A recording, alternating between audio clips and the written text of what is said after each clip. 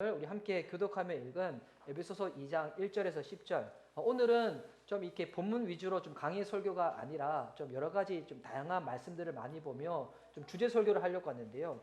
오늘 이 설교의 제목이 거듭남, 오늘 5번째 시간입니다. 설교의 제목 자체가 오늘 좀 이렇게 내용이 가벼운 내용이 아니죠. 거듭나지 못한 자들의 상태. 거듭나지 못한 자들의 상태라는 말씀의 제목을 가지고 은혜 누리고자 합니다. 오늘 좌우에 계신 분들 오늘 서로 이렇게 한번 축복하며 은혜 누리고자 합니다. 주님 안에서 은혜를 듬뿍 누리시라고, 은혜로 충만하세요라고 서로 그렇게 축복할까요? 자, 시작. 은혜로 충만하세요. 할렐루야. 은혜로 충만하세요. 예. 우리 슈퍼 항체를 이미 가신 분들이 뭐 3분의 2 이상인 교회, 완벽한 이 면역을 이루어가지고 하여튼 그 누구가 오더라도 이제 부담 없이 예배 드릴 수 있는 미션 리바이벌 교회, 또 예배를 통해서 은혜가 충만했으면 좋겠습니다. 우리 18세기 미국에서 1차 대각성 운동이 일어났었을 때 그때 쓰임받았던 귀한 목사님들이 계셨거든요. 정말 미국에 부흥사하면 정말 유명한 그런 목사님들이 있는데 그 중에 한 분의 조나단 에드워즈라는 목사님이 계십니다. 정말 유명한 목사님이에요. 우리 이제 예전에 우리 한번 올 한 해 교회 우리 진행할 때 좀 어떠한 것들 나눴으면 좋겠냐고 했었을 때 우리 그때 김채성 홍도님이 그런 한번 이야기를 나눴었거든요. 우리 교회 이름이 미션 리바이벌 교회잖아요. 이름 자체가 그냥 직역하면 성교 부흥교회잖아요. 사명 부흥교회, 목적 부흥교회인데 근데 이 부흥이 진정한 어떤 의미인지 성경을 찾아보면 부흥이라는 단어 자체가 딱 한 단어밖에 안 나와요. 한 번밖에 안 나와요. 하박국서에. 그것도 우리말로 봤을 때 부흥이지 헬라어로 이 직역하면 부흥이라는 그 단어가 부흥보다는 회복, 요게 더 가깝거든요. 그래서 부흥에 대해서 알려면 다른 게 아니라 교회사를 살펴봐야 되는데 나중에 우리 교회가 좀 이렇게 좀 시기가 되어지면 좀 교회사 중에서 붕사를 나누면서 좀 가슴이 좀 뜨거워진 시간 갔으면 좋겠는데 이 조나단 에드워즈 목사님이 이 설교를 할 때 어떻게 설교하셨냐면 저는 좀 설교할 때 좀 이렇게 액션도 많이 있고 좀 감정적이고 그리고 좀 이렇게 연기도 하고 좀 그런 편이잖아요. 저는 약간 이렇게 내러티브적인 그런 설교를 좀 하는 편인데 근데 이 조나단 에드워즈 목사님은 이 설교문을 딱 작성한 걸 가지고 그냥 읽기만 읽는 설교를 하시다는 거예요. 이 설교하시는 분 중에서 이렇게 설교하시는 분들이 있거든요. 제가 그 새날 경건제비 올렸고 이제 아침에 새벽에 집에서 딱 출발할 때 저는 CBS를 듣고 와요. 그러면 이제 월요일부터 금요일까지 이렇게 목사님들이 나오는데 그 중에서 수요일날 설교하시는 목사님이 그렇게 설교하세요. 그러니까 전혀 이렇게 톤에 변화가 없으세요. 억양에 변화가 없으세요. 그냥 보니까 설교문 작성가를 읽기만 읽으세요. 그런데 저는 물론 새벽에 설교하시는 목사님 설교들이 다 이렇게 은혜롭고 좋지만 저는 개인적으로 그 수요일날 설교하시는 목사님 설교가 너무 이렇게 가슴이 박히는 거예요. 저하고는 설교 스타일이 완전 달라요.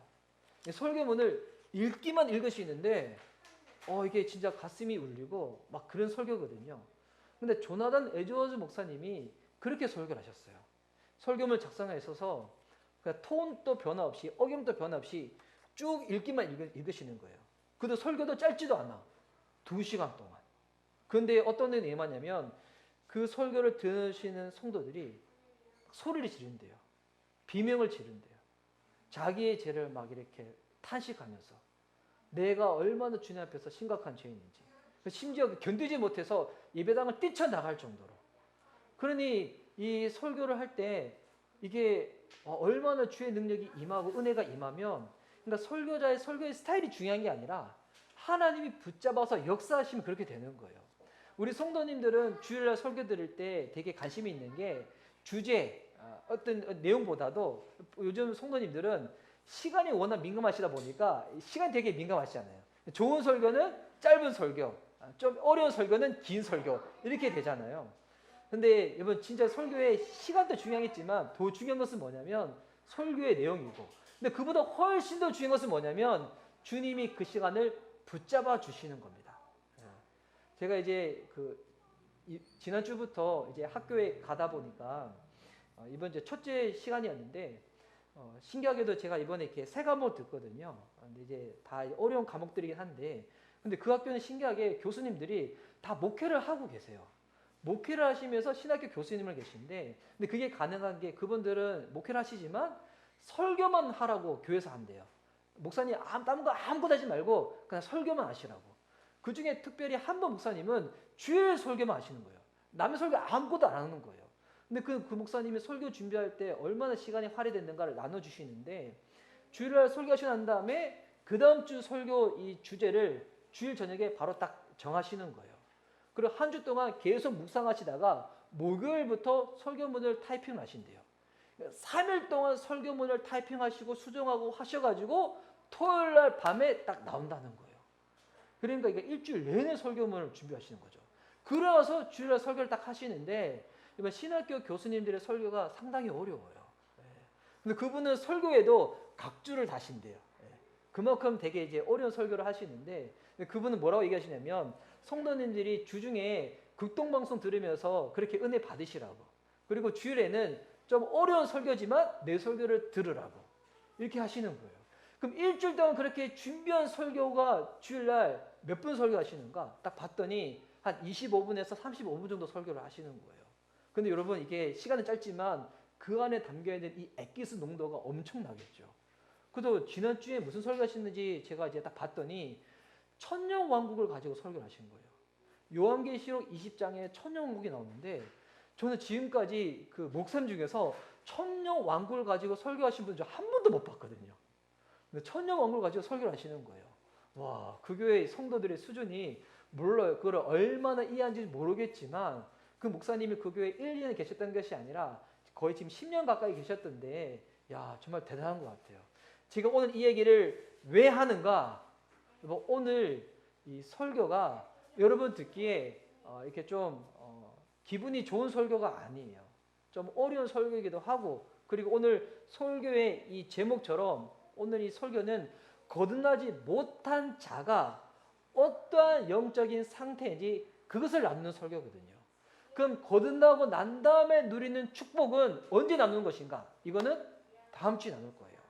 그래서 오늘 이 설교의 내용을 들어보면 내용 자체가 되게 좀 어렵기도 하지만 좀 심각한 내용이기도 해요. 근데 왜 그래도 이 내용을 전해야 되냐면, 예수님 또 복음서에 보면 천국보다도 지옥을 훨씬 더 많이 언급하세요.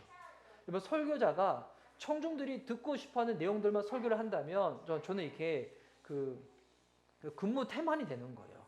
왜냐하면 저는 하나님 말씀을 전하는 사람이지 사람들이 듣고 싶어하는 얘기를 하는 사람이 아니거든요. 성경에 있는 내용들을 그대로 전해야지, 이거를 발췌해가지고 그냥 복만 나누고 번역만 나누고 축복만 나눈다. 그럼 주님 편에 봤었을 때는 너 지금 근무 태만이야 라고 이야기를 할 수가 있는 거예요. 그래서 오늘 이 설교 거듭나지 못한 자가의 영적인 상태가 어떠한지 요거를 딱 나눌 때 이와 같은 설교를 왜 넣냐면 그만큼 거듭남이 중요하다는 것입니다. 우리가 왜 거듭나야 하는가? 이것을 더욱더 깨닫기 위해서 거듭나지 못한 자의 영적인 상태가 어떤지를 오늘 나누는 겁니다. 그래서 오늘 이것을 한 10가지로 나눌 거예요. 시간이 많이 걸릴 것 같죠? 10가지 나눌 건데 제가 설명을 많이 하지는 않을 거예요. 시간이 그렇게 길지 않을 거예요. 근데 중요한 거는 오늘 성경을 많이 읽을 거예요. 성경을 많이 읽을 건데 저만 읽는 것이 아니라 우리 여기 계신 분들도 같이 성경을 읽으면서 오늘 여러분 이렇게 설교 들으시면 좋을 것 같아요. 성경을 읽을 때 성령님 깨닫게 하여 주시옵소서. 이 말씀의 의미가 무엇인지 오늘 내 영혼 가운데 새겨지게 하여 주시옵소서. 그런 마음으로 들으시면 너무 좋을 것 같아요. 그래서 이미 거듭난 분들은 내가 원래 예전에 이와 같은 상태였는데 주님이 내게 이와 같은 은혜를 베푸셔서 내가 거듭난 하나님의 자녀가 되었구나. 혹은 아직 거듭나지 못하신 분들은 여러분 오늘 이 말씀을 읽고 들을 때 진짜 주님이 내 마음에 녹화하시고 찾아오셨구나.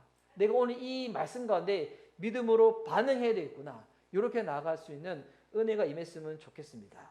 자, 그러면 오늘 이 감당할 수 없는 놀라운 은혜와 사랑을 베푸신 주님, 오늘 주님께서 우리에게 어떤 은혜를 베푸시고자 하시는지 거듭나지 못한 사람들의 상태에 대해서 10가지를 하나씩 살펴보도록 하겠습니다.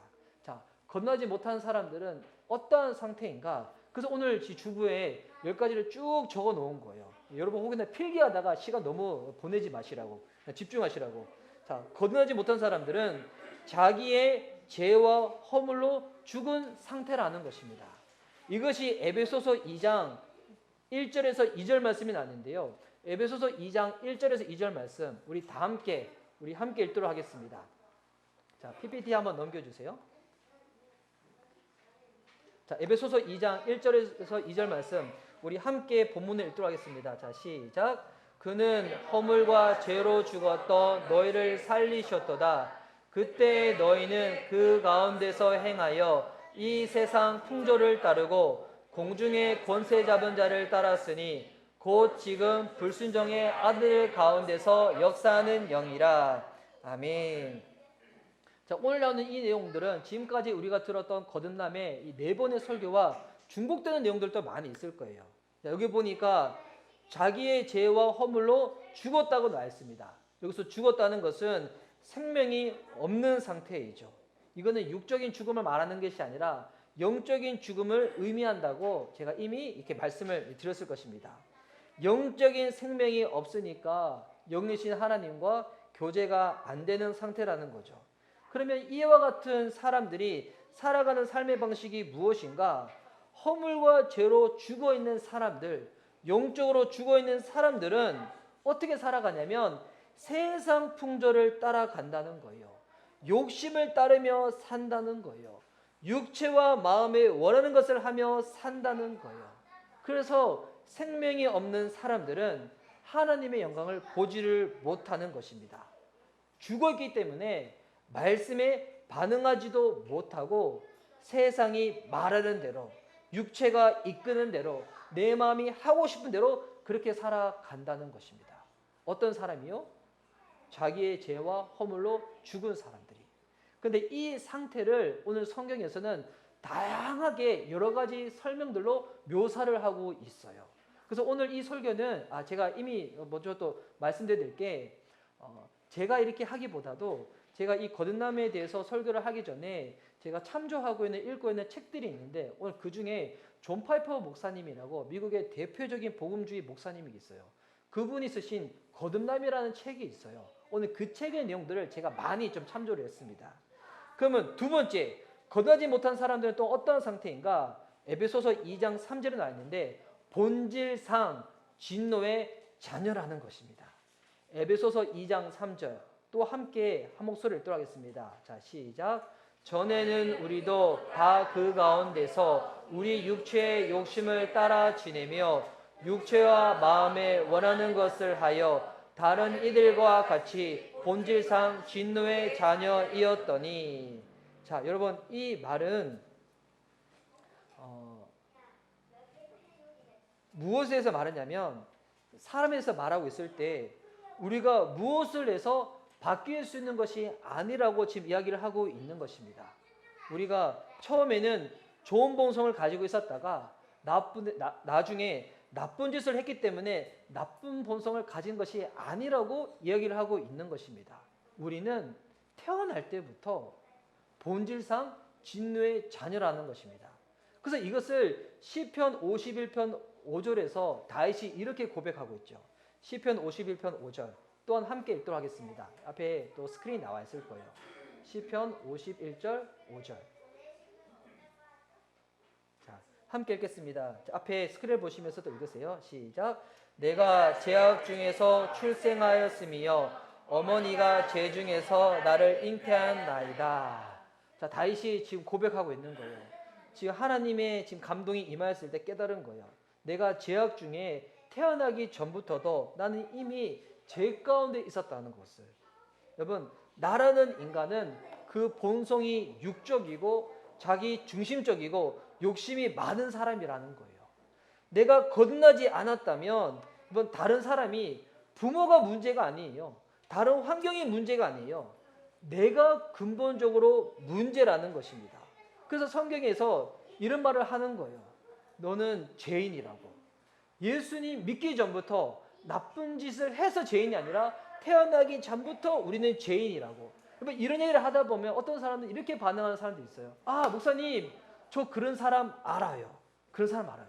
혹여나 이렇게 반응하는 사람이 있다면 아직까지 그 같은 사람들은 자기의 마음이 얼마나 거짓된 상태인지를 깨닫지 못한 사람들은 그렇게 반응하는 거예요. 아, 그 사람이 그렇지, 저 사람이 그렇지. 여러분, 이 얘기는 다른 사람 이야기하는 것이 아니라 나를 이야기하는 거예요. 내가 본질상 진노의 자녀라는 것입니다. 내가 이 가운데서 벗어나지 못하면 하나님 진노가 쌓이고 쌓이고 쌓이다가 마지막 날 심판의 때에 그 진노가 내게 임하게 된다는 것이죠. 또한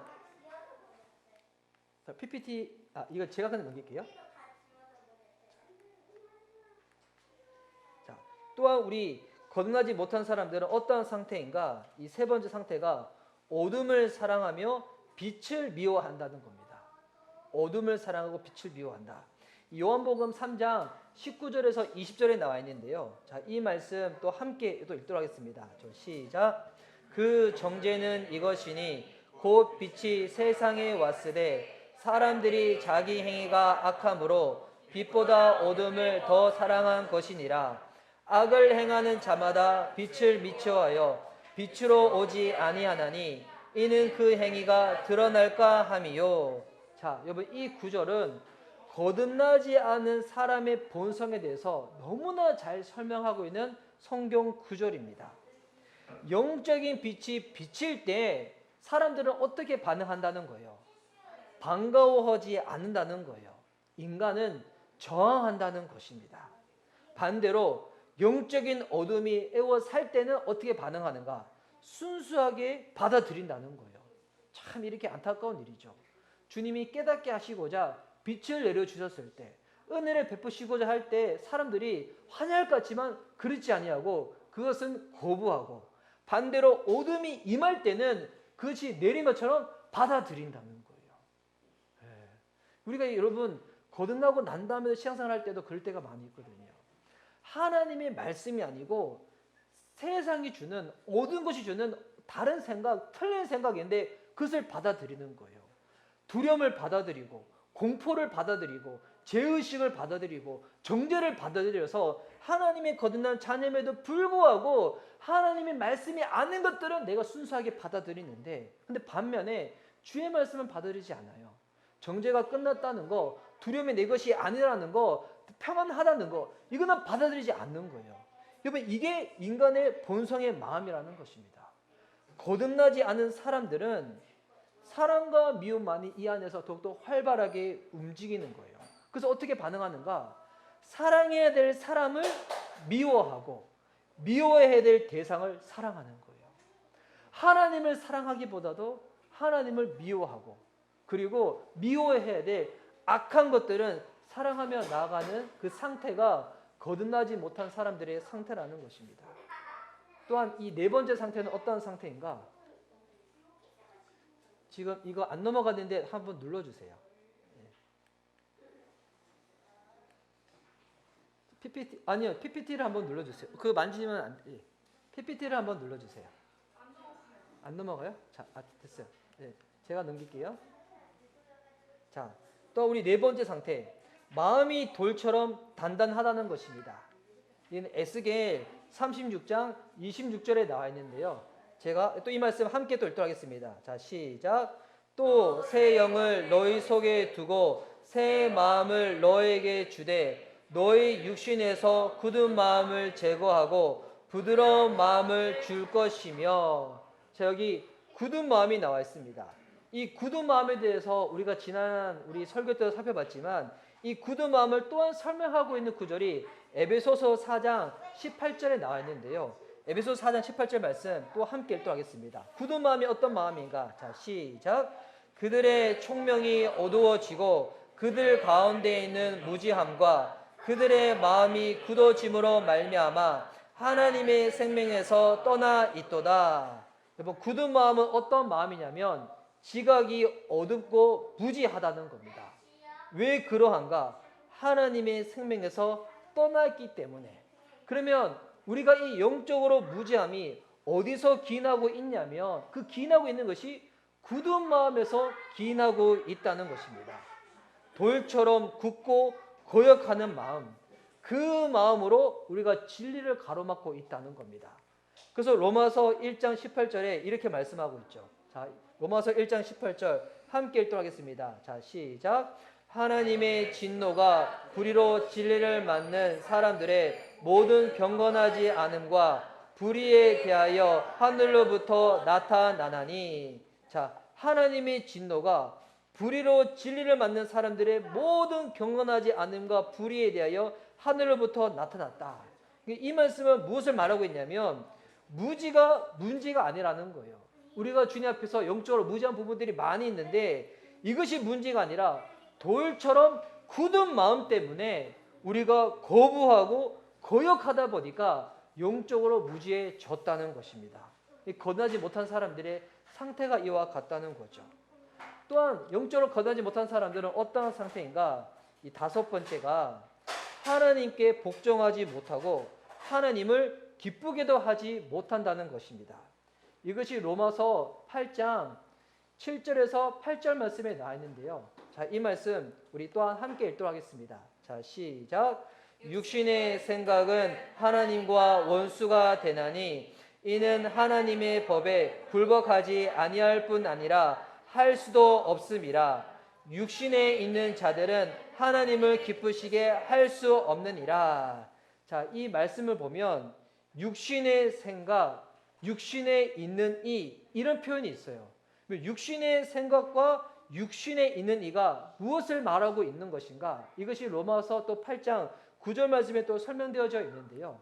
9절 말씀 또 함께 읽겠습니다. 이게 육신의 생각, 육신에 있는 이가 이런 자라는 것인데 9절 말씀 함께 읽을게요. 자, 시작. 만일 너희 속에 하나님의 영이 거하시면 너희가 육신에 있지 아니하고 영에 있나니 누구든지 그리스도의 영이 없으면 그리스도의 사람이 아니라. 자, 거듭난 사람은 성령이 있는 사람이고 거듭나지 않는 사람은 성령이 없고 육신만 있는 자라는 것입니다. 여러분, 이 말씀의 핵심이 뭐냐면 우리에게 성령이 없으면 우리의 이 마음은 하나님의 권위를 강하게 거스른다는 것입니다. 우리는 하나님께 복종하지도 않고 복종할 수도 없다는 겁니다. 어떤 자가 거듭나지 못한 자가, 그 마음 가운데 성령이 없는 자가 그렇다는 것입니다. 또한 거듭나지 못한 자는 어떤 상태인가? 여섯 번째, 복음을 받아들이지 못합니다. 이 고린도전서 2장 14절에 나와 있는 말씀인데요. 또한 이 말씀 또 함께 읽도록 하겠습니다. 자, 시작. 육에 속한 사람은 하나님의 성령의 일들을 받지 아니하나니 이는 그것들이 그에게는 어리석게 보임이요 또 그는 그것들을 알 수도 없나니 그러한 일은 영적으로 분별되기 때문이라. 아멘. 이 말씀이 에베소서 4장 18절 말씀에도 동일하게 나와 있는데요. 또 함께 읽도하겠습니다. 왜 복음을 받아들이지 못하는가? 자, 시작. 그들의 총명이 어두워지고 그들 가운데 있는 무지함과 그들의 마음이 굳어짐으로 말미암아 하나님의 생명에서 떠나 있도다. 아멘. 자, 이 말씀은 하나님의 일을 받아들일 만큼 나의 지성이 부족하다는 게 아니에요. 그가 가지고 있는 지성으로 어떻게 하는가? 하나님의 일을 오히려 어리석게 본다는 것입니다. 우리가 각자 가지고 있는 지적인 능력이 있잖아요. 지식적인 배경이 있잖아요. 그런 거를 가지고 내가 이것이 부족해가지고 주님을 이해하지 못하는 것이 아니라 오히려 내가 가지고 있는 그 모든 것을 가지고 하나님의 그 일들을 어리석게 생각한다는 것입니다. 그것을 어리석게 생각하니까 어떻게 하는가? 하나님의 일을 이해할 수가 없다는 것입니다.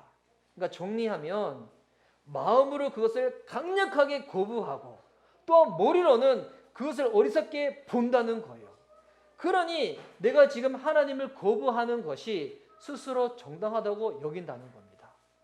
여러분, 주변에 거듭나지 못한 사람들, 예수님 안 믿는 사람들이 되게 이런 반응이잖아요. 마음은 돌처럼 굳어져가지고 하나님을 강력하게 거부하고 내 머리로 가지고 있는 지성을 가지고는 하나님의 일, 주님의 말씀, 주님에 대한 것들을 어리석게 생각하고 그러면서 내가 지금 하나님을 믿지 않고 있는 것, 하나님을 거부하는 것을 스스로 정당하게 여기는 거예요. 이 거부가 심하니까 어떻게 하는가? 성령의 일을 받지도 못하는 상태가 되는 거예요. 여러분, 이와 같은 상태를 성경에서는 뭐라고 얘기하냐면 바로 이 상태가 무능의 상태라는 겁니다. 아무것도 할 수 없는 무능의 상태. 그래서 이런 무능의 상태에서 거듭나지 못한 사람들은 또한 어떠한 상태로 계속 반응을 보이는가? 그리스도께 나오지도 못하고 그분을 주님으로 영접하지도 못한다는 것입니다. 고린도전서 12장 3절 말씀인데요. 우리 함께 또 읽도록 자, 시작. 그러므로 내가 너에게 알리노니 하나님의 영으로 말하는 자는 누구든지 예수를 저주할 자라 하지 아니하고 또 성령으로 아니하고는 누구든지 예수를 주시라 할 수 없느니라. 아멘. 여러분, 이 말씀은 연기하라는 말이 아니에요. 예수님을 주라로 고백할 때 내 마음에 전혀 동의가 안 되는 상태에서 그래도 따라할 수 있잖아. 예수님 주라고 고백해봐. 이거는 연기하라, 외식하라 이런 말이 아니에요. 성령의 도우심이 아니고서는 마음을 담아 진심으로 예수를 주라고 고백할 수 없다는 것입니다. 저랑 되게 이제 친한 그 목사님 중에 한 분이 그 집안은 불교 집안이고 그 집안에는 스님도 많은 집안이셔가지고 전혀 예수님에 대해서 모르시다가 교회를 거부하시다가 대학 때 예수님 잘 믿는 교수님을 만난 거예요. 그분의 섬김과 또 친구들의 도움을 통해서 교회는 나기 시작했지만 아직까지 그 마음에 거부하는 마음이 많았대요. 그래도 이 예배 때 헌금을 했대요. 왜 헌금을 했냐면 그래서 교회에서 밥은 주니까 밥값은 내야지 라는 생각으로 헌금을 내셨다는 거예요. 근데 그런 그분이 그 교회에 대해서 가면 말씀에 대해서도 거부하고 저는 믿지도 않았지만 사람들은 좋으니까 분위기는 좋으니까 그게 쭉 가다가 이제 어느 날 그분을 전도하고자 하는 교수님이 교수 연구실로 그분을 부르신 거예요. 그리고 예수님의 복음에 대해서 차근차근 설명해 드렸대요. 그리고 이제 이 예수님을 너의 삶의 구세주로 받아들이겠냐고, 주님을 이 시간 영접하는 기도를 함께 해보지 않겠냐고 했었을 때 우리는 쉽게 예수님 주로 고백하는 거 뭐 어려운 거야 하면 되지 라고 생각하는데, 근데 그분은 30분 동안 벌벌 떨면서 땀이 내리면서 전혀 고백하지 못하다는 거예요. 누구 얘기냐면 뭐 아시는 분도 계시지만 나서신 목사님의 이야기예요. 저랑 이렇게 오랫동안 사역 같이 하셨던 분이 계신데 그분이 이제 교수 연구실에서 그 예수가 주라는 이야기를 입 밖으로 내뱉지를 못했대요. 30분 동안 벌벌 떨면서. 여러분, 성령의 도우심이 아니고서는 예수가 내 인생의 주님이라고 고백 불가능하다는 것입니다. 왜? 내가 영적으로 죽었기 때문에 지각은 어둡고 이 마음은 돌처럼 단단하고 거역하는 그 마음의 상태에서 예수님이 나 인생의 주님이시다? 우리가 쉽게 찬양과 기도를 통해서 이런 고백하지만 여러분, 이 말을 정말 문자 그대로 여러분 한번 생각해 보세요. 예수님이 나의 주인이시다. 그 말인즉 나는 예수님의 노예라는 거예요. 여러분, 이거를 받아들일 수 있을 것인가? 성령의 도우심이 없으면 예수님을 받아들일 수 없다는 겁니다. 또한 거듭나지 못한 사람들은 어떠한 상태인가? 8번째 보니까 죄의 종이라는 겁니다. 예수님을 주인 삼지 아니하고 예수님의 종이 되지 아니하면 나머지 모든 사람들은 죄의 종이라는 겁니다. 로마서 6장 17절 말씀입니다.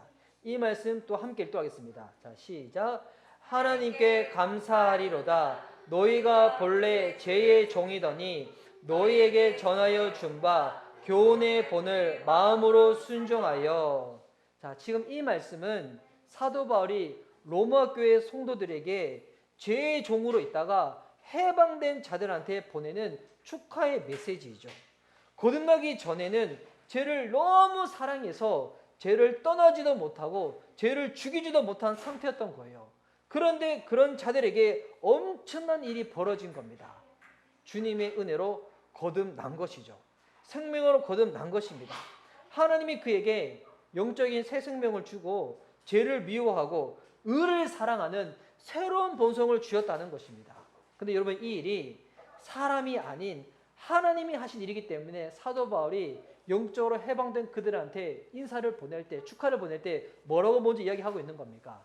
하나님께 감사하다는 것입니다.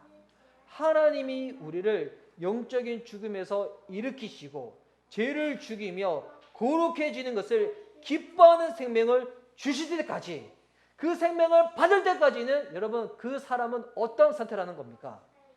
종의 상태, 바로 죄의 종의 상태라는 겁니다. 여러분 그렇기에 죄의 종의 상태로 있는 그 사람들한테 반드시 무엇이 필요한가? 거듭남이 필요하다는 것입니다. 노력으로 죄로부터 벗어나는 것이 아닙니다. 행위로 죄의 종에서 예수님 종이 되는 것이 아닙니다. 하나님의 은혜가 임해야지만 죄의 종으로부터 해방받을 수가 있다는 겁니다. 또한 이 죄의 종은 또한 누구의 종인가? 이 사단의 종입니다. 9번째, 사단의 종. 자, 에베소서 2장 1절과 2절 말씀. 이 말씀 먼저 다시 아까 읽었던 말씀이지만 다시 한 번 더 죄의 종이라는, 여러분 이것을 생각하면서 이 말씀을 한번 읽어보도록 하겠습니다. 자, 시작. 그는 허물과 죄로 죽었던 너희를 살리셨도다. 그때 너희는 그 가운데서 행하여 이 세상 풍조를 따르고 공중의 권세 잡은 자를 따랐으니 곧 지금 불순종의 아들 가운데 역사하는 영이라. 아멘. 자, 우리 처음 시작할 때 거듭나지 못한 사람들은 영적으로 죽은 상태라고 했잖아요. 영적으로 죽어 있는 우리가 절대로 놓치지 말아야 할 것을 지금 알려주는 것입니다. 영적으로 죽은 자는 하나님께 대하여 아무런 반응을 하지 못한다고 계속 수차례 제가 말씀드렸잖아요. 그런데 영적으로 죽은 자가 하나님께는 반응하지 못하지만 사단에게도 아무런 반응을 하지 못하는가? 그게 아니라는 거예요. 여러분 영적으로 죽었다는 것을 잘 이해하셔야 돼요. 단순히 아무것도 못하는 상태가 영적으로 죽은 것이 아니라 하나님께는 죽어 있지만, 네, 말씀 계속 왜 안 나오죠? 3절 말씀. 네. 영적으로 죽었던 자는 하나님께는 반응하지 못하지만 누구한테는 반응한다는 거예요. 제가 넘길게요. 네. 자, 네네, 제가 넘길게요. 제 종이다. 하나님께 반응하지만 누구한테 반응한다는 것이냐면 바로 사단에게는 반응을 하는 정도가 아니라 사단과 완벽하게 죽이 맞아 떨어져서 함께 행동을 한다는 것입니다. 거듭나지 못한 자들은 공중의 권세 잡은 자를 따라 선택한다는 거예요. 이 에베소 6장에 보면 사단을 설명할 때 공중의 권세 잡은 자라고 그렇게 설명을 하고 있거든요. 그래서 이 이야기를 들으면 거듭나지 못한 사람들은 이렇게 반응할 수 있어요. 사단이라는 개념조차도 잘 모르는데 내가 어떻게 사단의 종이냐고, 사단한테 내가 죽이 맞아서 같이 움직이냐고, 이렇게 반응을 보일 수가 있는 거잖아요. 그러니까 그런 얘기 들으면 부정하거나 비웃을 수 있어요. 근데 여기서 중요한 것이 있습니다. 사단의 존재가 성경에서 뭐라고 얘기하냐면 거짓의 압이라고 이야기하고 있어요. 사단의 존재를 부정하는 것이 거짓의 압인 사단이랑 가장 잘 맞아 떨어지는 행동이라는 것입니다. 사단이라는 존재는 분명히 있는데 이 존재를 부인하는 것이 사단과 더불어서 거짓말을 하고 있는 행동이라는 것입니다.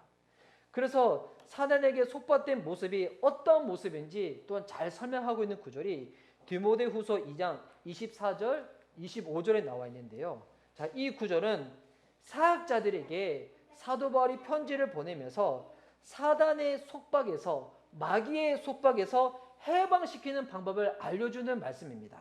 자, 디모데후서 2장 24절 25절 우리 함께 읽도록 하겠습니다. 자, 시작.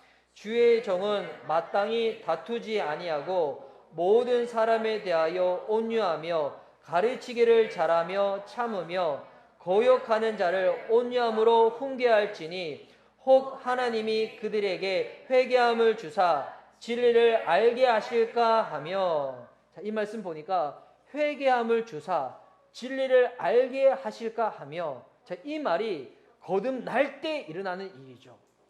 사단의 올무에서 해방시키는 비결은 뭐냐면 하나님이 회개케 하실 때 진심으로 동참하는 겁니다. 하나님이 회개할 수 있도록 내 마음 가운데 은혜를 베푸실 때 여러분 그 일 가운데 동참하는 것입니다. 이전에는 죄가 좋아 보였는데 어느 순간 죄의 더러움과 위험을 깨달은 것입니다. 이제는 하나님께 아름다움과 가치를 보일 수 있는 생명을 주님이 주신 거예요. 이게 회개하는 거거든요. 죄가 더럽구나. 죄가 미워 보이는구나. 죄가 싫은 거구나. 그 깨달아지는 게 회개의 은혜가 임하는 것입니다. 진짜 하나님 빛이 비추어질 때 나타나는 일인 거죠. 여러분 그래서 진짜 주의 빛이 임한 자들은 죄를 바라볼 때 어떻게 자꾸 죄를 넘어지니까 자꾸 자기가 연약해서 죄에 넘어져 생각하지만 여러분 근본적으로 뭐냐면 아직까지 죄가 미워 보이지 않는 거예요. 이게 문제거든요. 제가 20대 때 전도사 때 미국에 선교팀으로 간 적이 있었어요. 그때 미국에 왔던 유학생들과 더불어서 큰 게스트하우스를 빌려서 그들을 섬기는 일을 했었거든요. 그때 이제 저랑 같이 갔던 대학생이 있었어요. 지금은 전도사님이신데 그 지대용 전도사님이랑 그 미국의 집이 워낙 넓으니까 같이 이제 거실에 누워서 자고 있는데 근데 이 전도사님이 같이 새벽에 저랑 자고 있다가 갑자기 옆에 있는 종이를 가지고 신문지 같은 거 가지고 땅바닥에 크게 세게 꽉 내리친 거예요. 그 소리 듣고 제가 깼거든요. 새벽에. 왜 갑자기 종이를 내리쳤나 했더니 자고 있는데 자꾸 목이 간지러웠대요. 목이 간지러워서 목을 자꾸 걸고 있었는데 목을 걸다가 자꾸 무언가 이게 손에 잡히는 게 있었대요. 뭔지 몰라서 이게 만지고 있었는데 도대체 이게 뭔가 싶어서 눈 딱 떴더니 바퀴벌레였던 거예요. 미국에 가면 여러분 이 히스패닉들 사는 집에 바퀴벌레가 되게 크거든요. 진짜 이게 한 이만해요. 엄청 커요. 바퀴벌레라는 것을 그가 깨달은 순간 어떻게 했는가? 여러분 그 다음부터 어떻게 할까요? 이거 너무 부드럽네. 너무 간지럽고 너무 귀엽네. 그냥 오늘 나랑 같이 자자. 이렇게 할까요? 아니죠. 이걸 깨달은 순간 옆에 눈에 보이는 거 아무 책이나 집어들고 이거를 확 내리쳤다는 거예요. 그리고 나서 아침에 일어나서 이거 책을 딱 했더니 예. 제가 지금 이 얘기 왜 한지 알아요? 이번 바퀴벌레 보고 귀여워. 너무 사랑스러워. 난 너를 키우고 싶어. 물론 요즘 유튜브들 중에서 공충 기르는 사람들은 뭐 그런 사람들이 있겠지만 대부분 사람 어떻게 반응합니까? 예. 혐오하고 징그럽고 막 이러잖아요. 여러분 이런 반응이 어떤 반응이냐면 거듭난 자가 죄에 대한 반응이 그해야 된다는 것입니다. 사단에서 해방되어졌다. 여러분 이 말인즉 이제는 죄를 볼 때 우리가 죄의 종이 되어서 사단의 종이 된 것인데 근데 여전히도 그 죄를 끊지 못하고 마치 내 안에 바퀴벌레가 내 몸에 붙어 있는데 그 바퀴벌레 떨어지지 아니하고 계속 움켜쥐고 너무 귀여운 것 같아.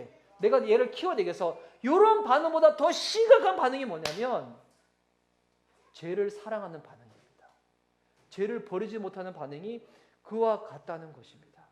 그런데 어둠이 빛이 비추게 되면 깨닫게 되는 거죠. 이거 바퀴벌레구나. 이거 죄구나. 이거 더러운 거구나. 이거 중요하고 미워하게 되는 것입니다. 거듭난 자는 죄를 미워하고 하나님을 사랑하게 된다는 것이죠. 거듭나지 못한 자의 이 마지막 10번째 상태가 어떤 상태인가? 우리 안에 선한 것이 거하지 않는 것입니다. 선한 것이 전혀 거하지 않습니다. 로마서 7장 18절 말씀입니다. 이 말씀 다 함께 읽도록 자, 시작. 내 육신에 선한 것이 거하지 아니하는 줄을 아노니 원함은 내게 있으나 선을 행하는 것은 없노라. 아멘. 여러분 이 말씀이 문득 이해가 안 될 수도 있어요. 내가 전혀 선하지 않다고? 실제로 우리가 선한 일을 안 해서 그럴 뿐이지 내가 마음만 먹으면 선한 일을 할 수도 있고 앞으로도 계속 그렇게 살 수 있는데 그런데 내 마음 가운데 전혀 선한 것이 없다고? 근데 여러분 이렇게 이해한다면 우리가 할 수 있는 그 모든 것들을 하나님의 은혜가 아니고서도 내가 할 수 있다고 생각하는 사람들은 그런 생각을 하는 거예요. 여러분 이게 이해될 게 우리는 하나님의 은혜를 의지하지 않고는 그분의 영광을 추구하는 방향으로 우리가 살 수가 없습니다. 여러분 이 세상에서 주님이 지으신 그 모든 것들은 다 선한 것들입니다. 그런데 그것을 가지고 하나님의 영광을 위하여 사용하는 것이 아니라 내가 하고 싶은 대로 그것을 사용한다면 여러분 그것이 선하지 못한 것이고요. 나중에 시간이 지나면 그 모든 것들은 망가지게 되고 오히려 그것이 나를 찌르게 된다는 것입니다. 그래서 우리는 확신을 가지고 있어야 돼요. 어떤 확신을 가지고 있어야 되냐면 하나님의 영광을 추구하는 방향으로 이루어지지 않은 모든 것들은 나중에 다 무너지게 된다는 것들. 거듭나지 않으면 우리 안에 서는 것이 없다는 것을 사람들은 도저히 이해하지 못합니다. 그래서 인간이 만든 것도 있잖아요. 정부, 뭐 기업, 사회, 이 모든 것들 다 필요한 것들이죠. 다 선한 것들이죠.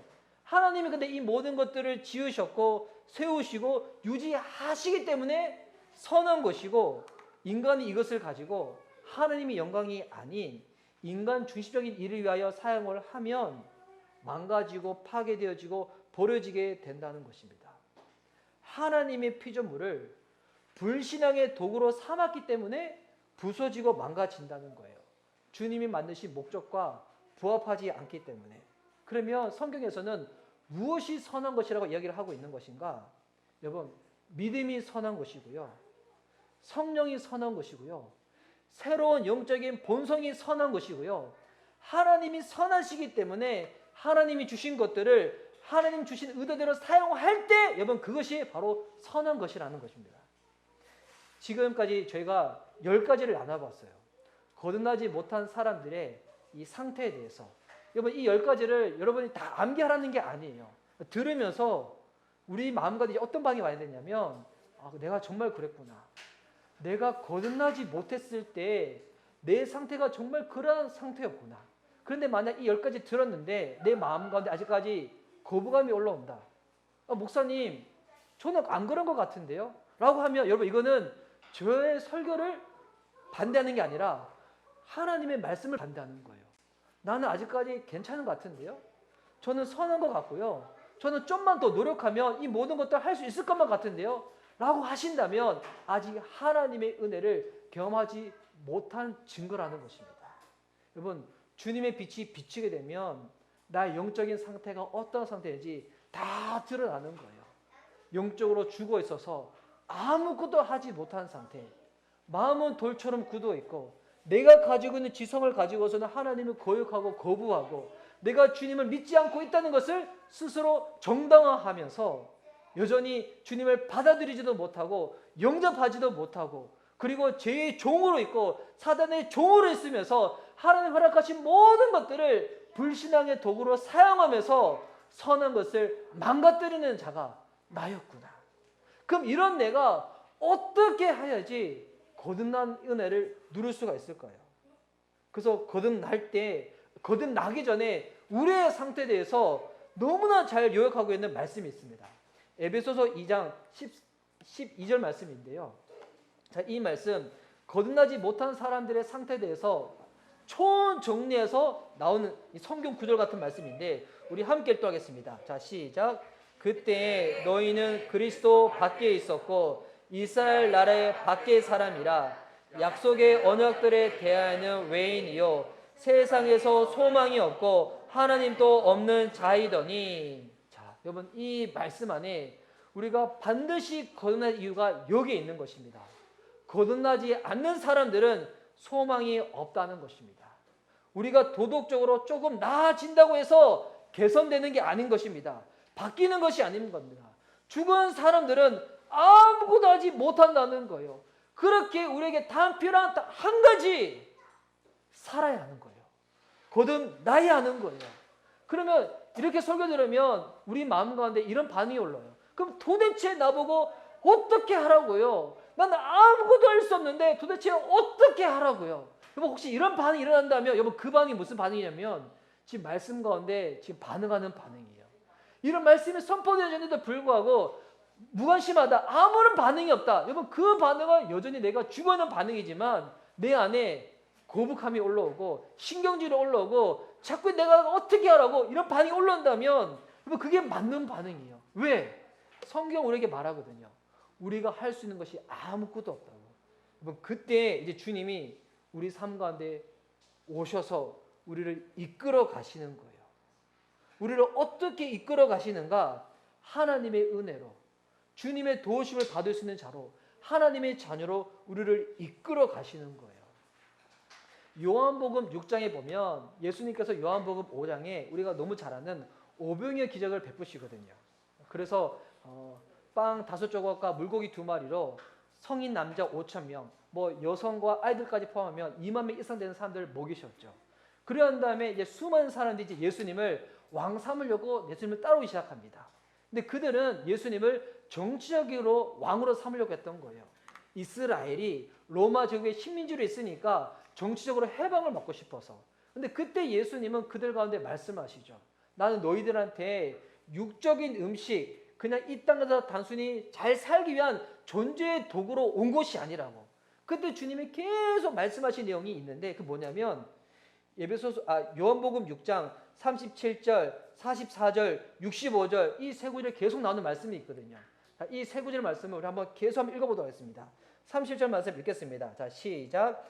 아버지께서 내게 주시는 자는 다 내게로 올 것이요 내게 오는 자는 내가 결코 내쫓지 아니하리라. 자, 44절 말씀 시작. 나를 보내신 아버지께서 이끌지 아니하시면 아무도 내게 올 수 없으니 오는 그를 내가 마지막 날에 다시 살리리라. 마지막 65절 말씀 시작. 또 이르시되 그러므로 전에 너에게 말하기를 내 아버지께서 오게 하여 주지 아니하시면 누구든지 내게 올 수 없다 하였노라 하시니라. 아멘. 여러분 지금 이 세 구절 말씀에서 예수님이 계속 동일하게 말씀하시는 그 표현이 있어요.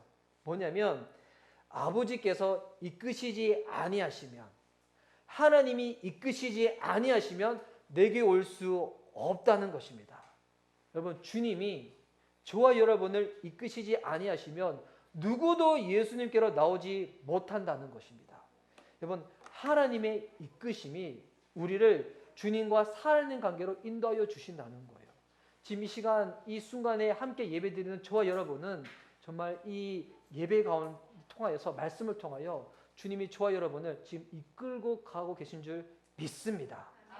주님이 왜 우리를 이끌어 가시는가? 여러분 이게 바로 주님과의 거듭남으로 나가기 위해서 이끌어 주신다는 것입니다. 하나님의 이끄심, 주님의 일하심, 주님의 주심, 한 사람이 거듭날 때 하나님이 하시는 일이라는 것입니다. 이 은혜가 없으면 우리는 그리스도께로 나가지 못합니다. 그분께서 우리를 이끄시고자 할 때 이때 우리가 믿음을 사용해야 되는 거죠. 주님께서 이끄심을 받아들이는 게 여러분 믿음입니다. 근데 이때도 여전히 내가 생각으로, 마음으로, 행위로 거부한다면 여러분 이제 그 모든 하나님의 진노가 마지막 심판의 때에 내 삶 가운데 임하게 된다는 것입니다. 여러분 주님이 지금 저와 여러분을 이끌고 계십니다. 이끄셔서 거듭남에 참여하신 분들도 계시고 혹여나 이 시간 온라인 예배 드리신 분들 중에서 아직까지 그 이끄신 가운데 주저하신 분들도 계실 거예요. 여러분 주님이 우리 삶 가운데 찾았습니다. 세상 그 어떤 것도 이해하지 못하는 여러분 그 놀라운 은혜로 주님이 찾아오신 거예요. 이제 우리들 가운데 믿음의 반응이 필요한 것입니다. 받아들일 것인가? 여전히도 계속 내 마음과 지성으로 거부할 것인가?